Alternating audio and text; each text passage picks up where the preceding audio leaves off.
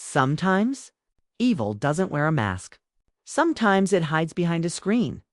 This story starts with something that seems almost laughable. A fight on Snapchat.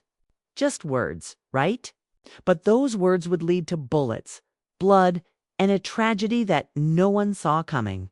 By the end of that night, a young mother, 6 months pregnant, would be dead, her baby gone, and her little girl left without an eye. Decatur, Illinois. A quiet working-class town where nothing much happens.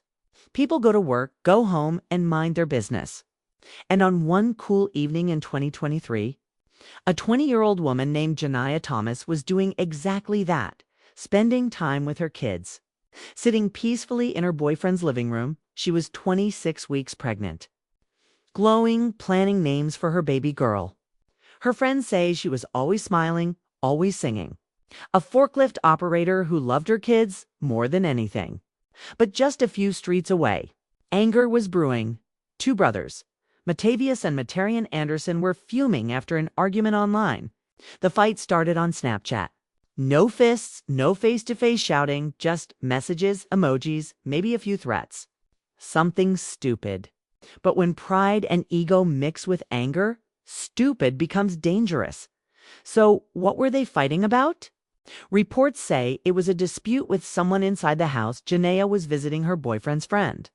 A message was sent, a reply was given, and suddenly someone said, "We'll pull up." And they did. Around 9 p.m., a car pulled up in front of the home on North Woodford Street. Inside, Niah was sitting with her 4-year-old daughter and her 2-year-old son. Her boyfriend and his brother stepped outside, maybe to calm things down. But what happened next wasn't a fight.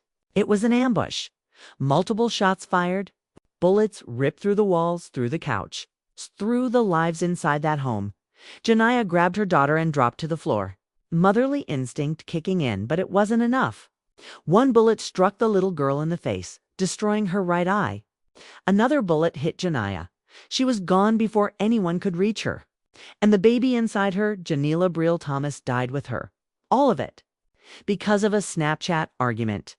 Now, let's pause for a moment. How do you go from texting to shooting? What switch flips in the human mind that turns a screen argument into murder? Is it pride? Fear? A need to prove something? Maybe it's this. When you argue behind a screen, it doesn't feel real. You don't see the faces, you don't feel the consequences. Until suddenly, they're all around you. When police arrived, the house was a nightmare. Shell casings everywhere. Blood on the floor. A child crying for her mother who could no longer answer. And then came the apologies. Texts from a relative of the shooters saying, "I'm sorry for what my brothers did." But what does sorry mean when you've erased a family? Over the next weeks, police arrested 3 men, Matavius Anderson, his brother Materian, and a third man named Tarlan Mackey. Prosecutors said all 3 drove to the house together. All 3 opened fire. And all 3 ran away. In court, the brothers barely spoke.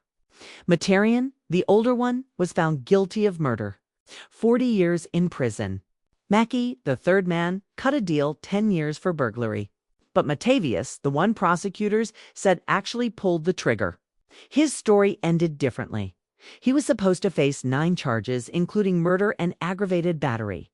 But right before trial, he took a plea deal. Every serious charge was dropped.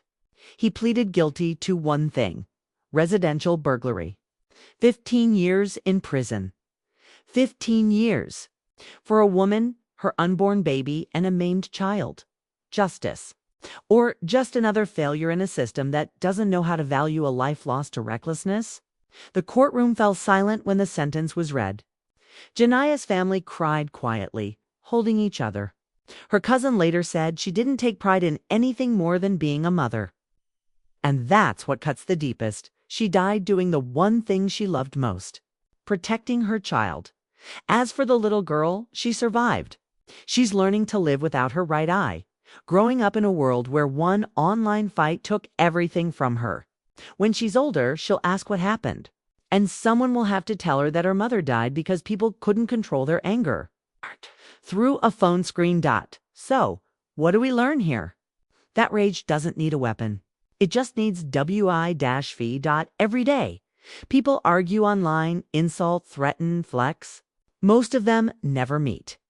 But sometimes, someone does. And when they show up, it's not to talk. Niah Thomas should have been planning her baby shower. Instead, her family planned a funeral for her and the child she never got to hold. A GoFundMe was set up in her name. The description said she was an innocent bystander, sitting peacefully on the couch when she was struck by stray bullets. Peaceful. On the couch. That's how her life ended. And in the end, maybe the scariest part isn't the shooting. It's how normal it all started. A few messages. A small argument. A moment of pride. And now, 3 men are in prison, 1 woman is gone. And a little girl will never see the world the same way again, literally. This isn't just a story about murder. It's a story about how fragile life has become in the age of social media, how a single angry message can echo louder than a gunshot, and how justice sometimes feels hollow when the dead can't speak for themselves. So remember this: the next time someone tries to pull you into a fight online, ask yourself, is it worth it? Because in Decatur, Illinois, a family found out the answer, and the cost was everything. Sometimes, the monsters don't hide in the dark. They text you first,